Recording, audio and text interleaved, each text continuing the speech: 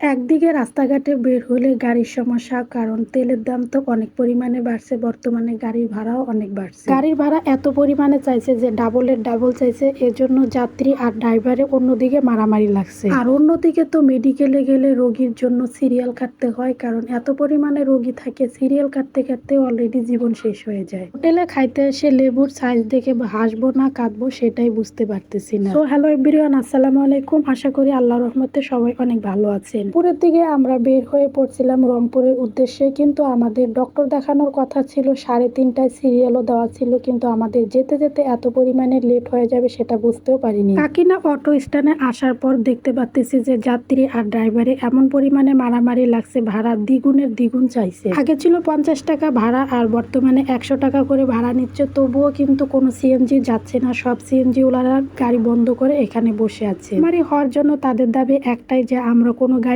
চালাবো না, আপনারা কিভাবে যাবেন সেটা আমাদের দেখার বিষয় না। এখানে অনেকক্ষণ অপেক্ষা করার পরে, প্রায় আধা ঘন্টার মতো অপেক্ষা করার পর আমরা একটা সিএনজি পেলাম, আর সেটা দিয়ে আমরা চলে আসলাম আমাদের গন্তব্যে। আমরা মূলত ল্যাব জোনে আসছিলাম, আর এখানে আসার পরও দেখি যে এত পরিমাণে ভিড়, কোনোভাবেও সিরিয়াল পাইতেছি না। আর আমাদের সিরিয়াল যেটা ছিল সেটা অলরেডি কেটে গেছে। আমাদের সিরিয়াল যেহেতু শেষ হয়ে গেছে, এখন আমাদের বেশ কিছুক্ষণ ওয়েট করতে হবে। যতক্ষণ না আমাদের সিরিয়াল আবার নতুন করে আসছে ততক্ষণ পর্যন্ত আমাদের ওয়েট করতে হবে। তো মনের মধ্যে একরাশ দুঃখ নিয়ে এখানে বসে বসে ওয়েট করতেছি, যখন আমাদের ডাক পড়বে তখন আমরা যাব। এখানে যতবারই যাওয়া হয়েছে ততবারই দেখছি যে রোগীর পরিমাণ এত বেশি থাকে যে প্রতিবারে অনেক পরিমাণে অপেক্ষা করতে হয়, তারপরে সিরিয়াল আসে। রোগীর সংখ্যা একটু বেশি থাকে। তো কি আর করার, আমরা ওয়েট করার পর ডক্টর দেখায় তারপর আবার আমরা চলে আসছিলাম হোটেলে খাওয়ার জন্য। আর এখানে এসে দেখি যে সেম জায়গায় এত পরিমাণে ভিড়। আর এই হোটেলটা যেহেতু ল্যাবজনের সাথে, এজন্য ভিড় একটু বেশি থাকে। প্রত্যেকটা টেবিলে ব্লক হয়ে আছে, একজন উঠা মাত্র অন্যজন বসে পড়েন। তো হোটেলে খাইতে এসে লেবুর সাইজ দেখে হাসবো না কাঁদবো সেটাও বুঝতে পারতেছি না। এত ছোট্ট একটা লেবু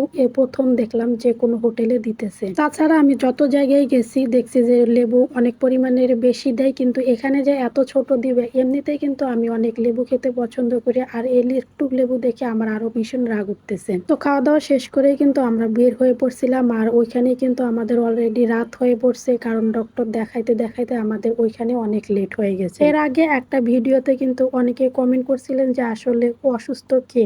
অসুস্থ মূলত আমি না, আমার আপুকে ডক্টর দেখানোর জন্য নিয়ে গেছিলাম। তো রাতের বেলা একটু আকাশটা মেঘলাও করছিল, ভয় ভয় লাগতেছে, যদি আবার রাস্তায় বৃষ্টি আসে তাহলে তো অনেক ঝামেলায় পড়ে যাব। আমি আর আপু ভিজলে তো কোনো সমস্যা নেই, ভাগ্নিটা ভিজলে অনেক সমস্যা। আমরা কিন্তু পুরা রাস্তায় চলে আসছিলাম, কোনো ধরনের বৃষ্টি হয় না, আকাশটা শুধু একটু মেঘলাই ছিল, এতটুকুই। যাই হোক, সবকিছুর জন্য আলহামদুলিল্লাহ। আজকের ভিডিওটা এখানে শেষ করছি, দেখা হচ্ছে আপনাদের সাথে নতুন কোনো ভিডিওতে। আল্লাহ হাফেজ।